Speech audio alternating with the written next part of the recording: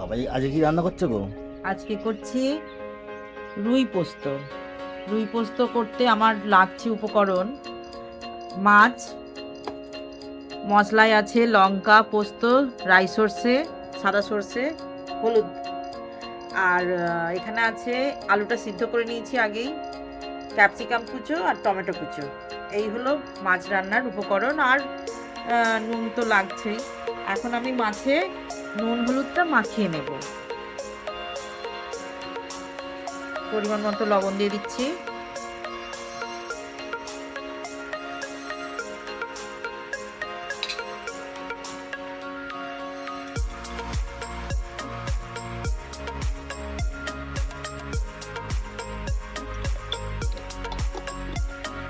আজকে কিন্তু রুই পোস্তর সঙ্গে আমার না জানিস আর একটা চমক আছে। রুই পোস্তর সঙ্গে থাকছে মাছের সাথে টকটাই মানে হ্যাঁ ওই চালতা আর মোরলা মাছ বড়ি দিয়ে একটা টক করব। ওটার উপকরণও আমি দেখাচ্ছি। অনেকে টক বলে, অনেকে আবার অম্বল বলে। হ্যাঁ হ্যাঁ হ্যাঁ, এক এক প্রদেশে এক এক রকমের, এক এক এলাকায়। মাছের নুন হলুদটা মাখানো হয়ে গেছে, থাক একটু। আমি যে চমকটা বলছিলাম, সেই চমকটা হচ্ছে এই যে চালটা সরু সরু করে কেটে নিয়েছি, মোরলা মাছ আর বড়ি, অল্প একটু চিনি লাগবে আর নুন হলুদ লাগবে, আর সর্ষে বাটা। তবে সর্ষে বাটাটা আমি ছেঁকে নিয়েই দেবো, কারণ সর্ষের ওই খোলাটা হজম হয় না, এটা পেট কন্ট্রোল করা হয়, এটা ছেঁকে নিয়ে দেবো। এবার আমি গ্যাস অন করবো।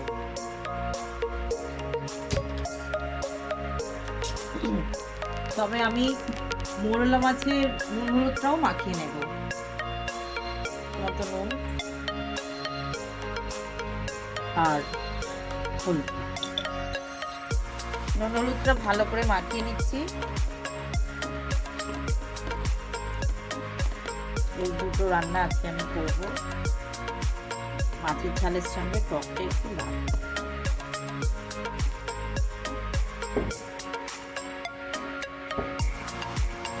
এটা মাছের ঝালের মাছটা ভাজবে তাই তো?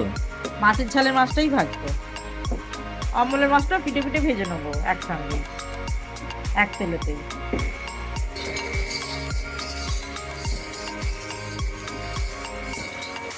এত কিসের বাজি ফাটছে বলতো? চারিদিকে বাজি ফাটছে।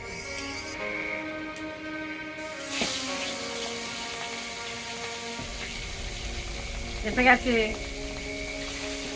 গন্ধ পেয়েই এসে গেছে।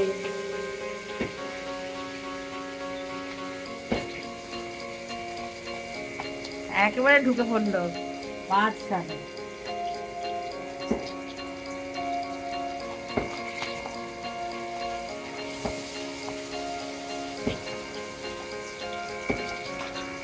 মাছটা ভাজতে ভাজতে আমি মাছের এই মশলাটা বেটে নেব। মাছটা ততক্ষণ হোক ভাজা।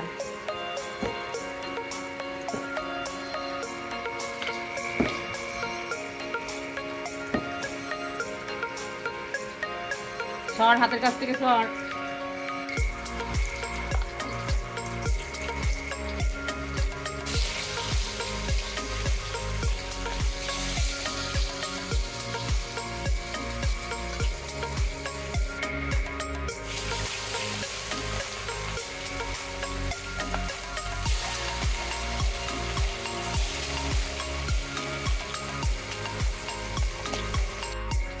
মাছগুলো সব ভাজা হয়ে গেল, সব মাছগুলোই ভাজা হয়ে গেছে। এবার আমি চালতার টকের যে মাছগুলো রেখেছি, মোরলা মাছগুলো, ওগুলো ভেজে নেব।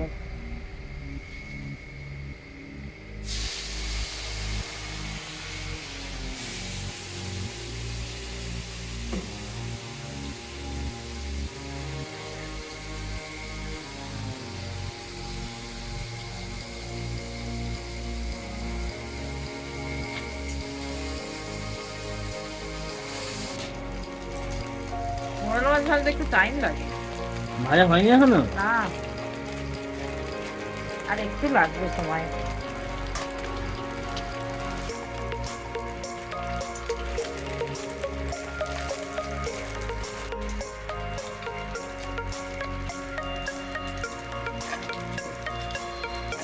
চালতার টকের মাছ ভাজা হয়ে গেল।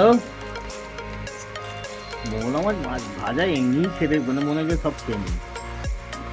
ভাজা তো হ্যাঁ, দারুণ খেতে। একদিন ভাজা একটা রেসিপি করো তোমার। মোগলা মাছ ভাজার রেসিপি তো ঠাকুমা করতো। শুধু মাছ ভাজা, ভাজার গরম গরম ভাত। ভাজার একটা রেসিপি ঠাকুমা করতো, সেটা একদিন করবো, বুঝেছিস? দারুণ খেতে। সেটাই তো বলছি, তোমার বড়ি ভাজা, আলু সেদ্ধ, ডাল সেদ্ধ, মোরলা মাছ ভাজা।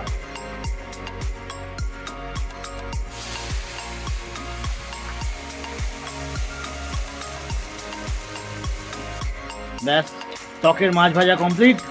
সব মাছগুলোই ভাজা হয়ে গেল। মনে হচ্ছে শুধুই খেয়ে নিই।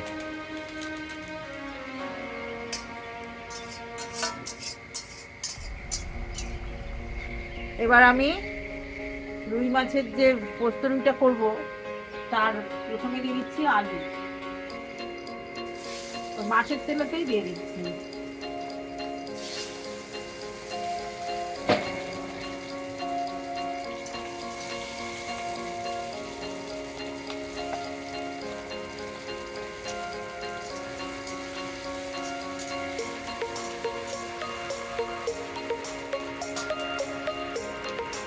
টমেটো দিয়ে দিচ্ছি।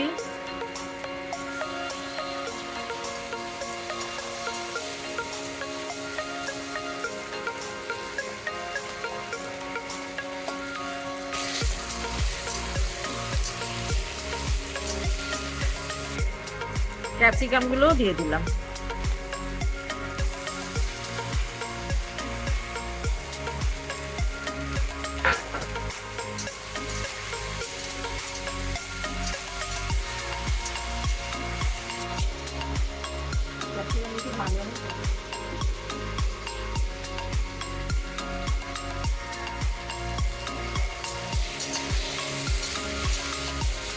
ক্যাপসিকাম একটু ভাজলে সেন্টটা ভালো বের হয়, বুঝলি?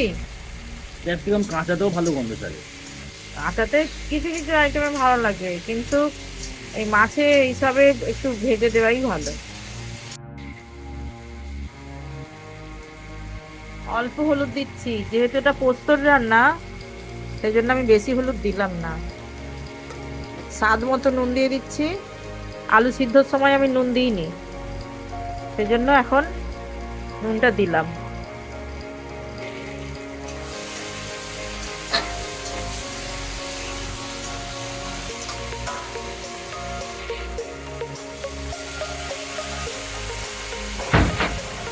মাছের ঝাল রান্না করা একদম সোজা না? শুধুই ফাটে মাছ, তাই ওইটুকুনি সামলে নিলেই একদম ইজি রান্না মাছের ঝাল। তেলটা খুব ছিটকায় গায়ে। আর মশলাটা বেটে নিয়েছি। এখনই দিয়ে দেবে? না, আগে মাছ দেবো, তারপর। মানে এটা দিয়ে নামাবে, তাই তো? হ্যাঁ, হ্যাঁ, তেল ছেড়েছে নাকি মাছের ঝালে? তাই তো দেখছি, তেল ছেড়েছে। আর একটু জল দেব, দিয়ে মাছটা একটু ফুটিয়ে পোস্তটা দিয়ে নামিয়ে নেব।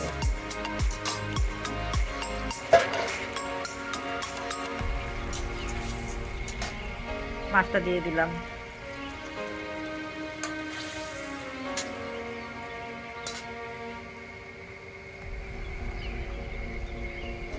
একটু ফুটবে, মাছটা একটু ফুটিয়ে নিতে হবে। আর রান্নাটা হবে মাখো মাখো। আমি একদিন মাছের ঝাল করেছিলাম, তুমি ছিলে না বাড়িতে। হ্যাঁ, সেই সব মাছ ভেঙে গেছিল। এরকম বড় রিং পিস করলে ভেঙে যাওয়ার চান্স থাকে। মশলাটা, বাটা মশলাটা দিয়ে দিচ্ছি, সবটাই দিয়ে দিলাম। মিক্সির বাটিটা ধুয়েও একটু দেবো।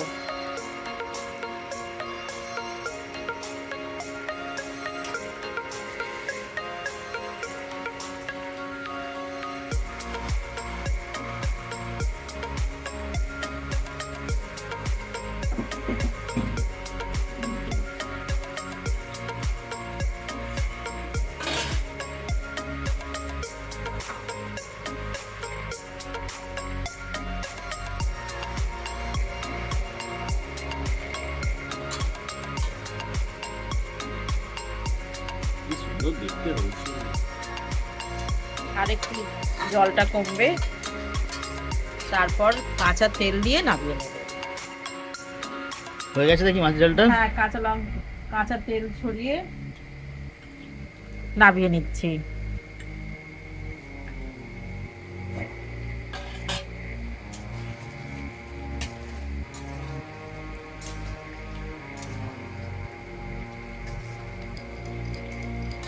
ঝাল নুন যে যার পছন্দের মতো।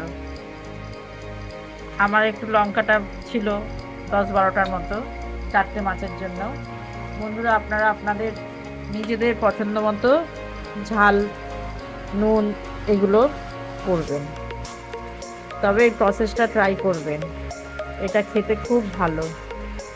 ক্যাপসিকাম টমেটো দিয়ে রুই পোস্তটা।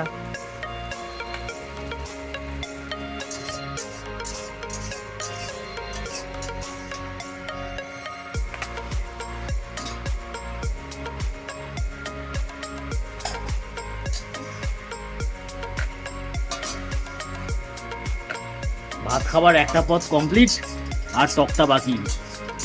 টকটা করেই খেতে বসা হবে।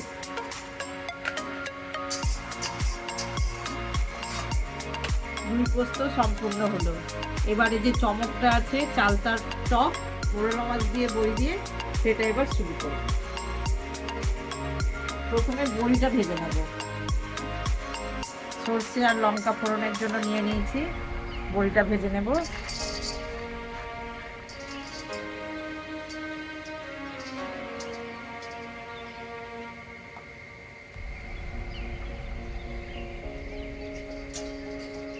শুকনো খোলায় হালকা নেড়ে নিয়ে তারপর তেল দেবে। হ্যাঁ,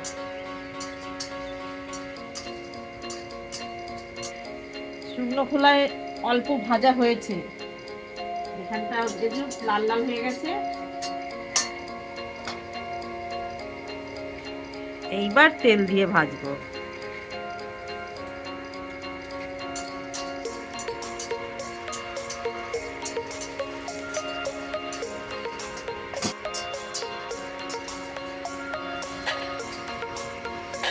বড়ি ভাজা হয়ে গেছে,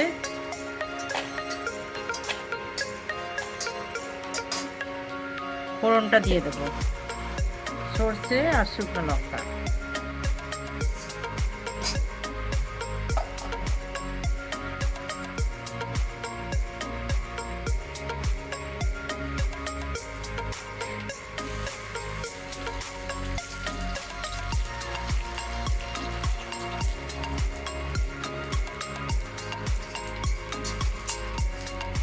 এবার যাবে চালতা। চালতাটা পাকা, গাছ পাকা চালতা।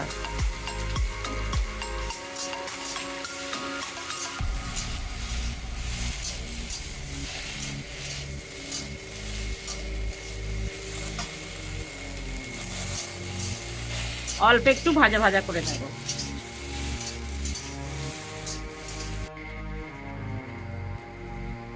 ভাজা হয়ে গেল। চালতা ভাজা হয়ে গেল।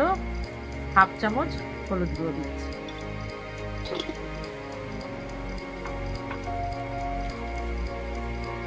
নুন দিচ্ছি স্বাদ মতো। নুন দিচ্ছি, টক তো নুনটা একটু বেশি লাগবে।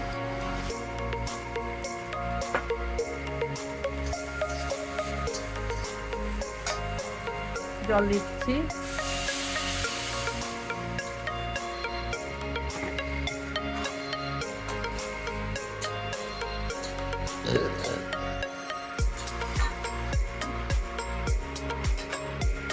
চালতাটা একটু সিদ্ধ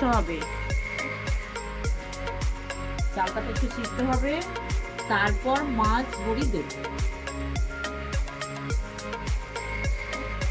আর সব শেষে সর্ষে বাটাটা ছেঁকে দিয়ে নামিয়ে নেব।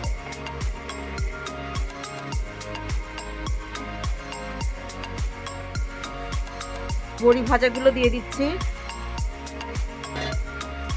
এটা 15 মিনিট মতো লাগলো না সেদ্ধ হতে? হ্যাঁ, মিনিট 15 লাগলো।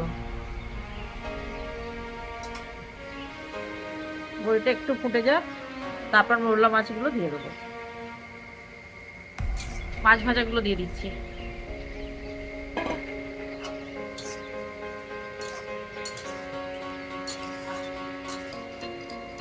সব জলটা বড়ি টেনে নিল রে। হুম, 2 চামচ মতো চিনি দিচ্ছি, ছোট্ট 4 চামচের। টকে চিনিটা একটু লাগে।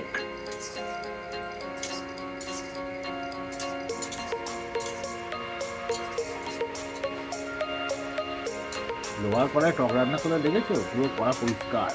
ভালো হয়ে যাচ্ছে। সর্ষেটা একটু জলে গুলে নিয়ে আমি ছাঁকবো, তার জন্য আমি জলটা কমে গেছে দেখো জলটা দিলাম না, এই কারণেই যে আমি সর্ষেটা জলেতে ধুয়ে তারপর দেব।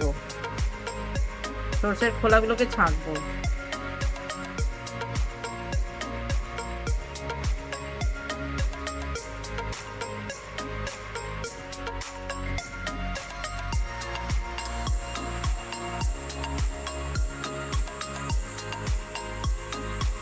ওই যে আমি যদি আগে জল দিয়ে দিতাম তাহলে এই জলটা আমার বেশি হয়ে যেত তখন। এই যে এইটা খাওয়া খুব খারাপ, ওটা না খাওয়াই ভালো। ছেঁকে নিয়ে দেওয়াই ভালো। এই যে কতটা জল হয়ে গেল।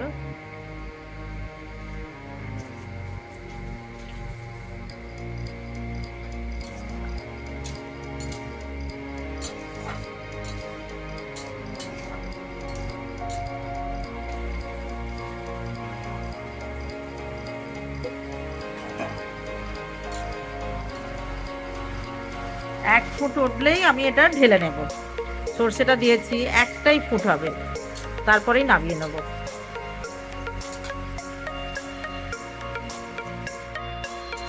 ফুটে গেছে গো? হ্যাঁ, ফুট ধরে নিয়েছে তো। এবার আমি গ্যাস অফ করলাম।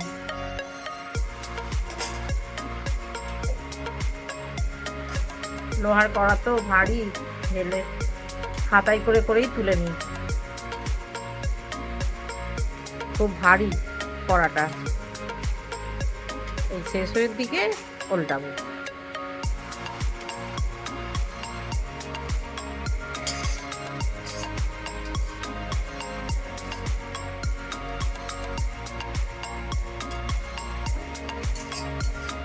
চালতার অম্বল রেডি হয়ে গেল। এবার ভাতের সঙ্গে পরিবেশন করবো।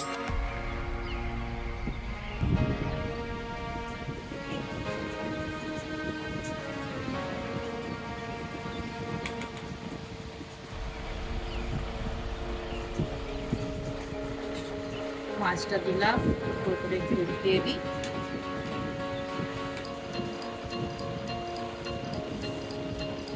এবার চালটা টক,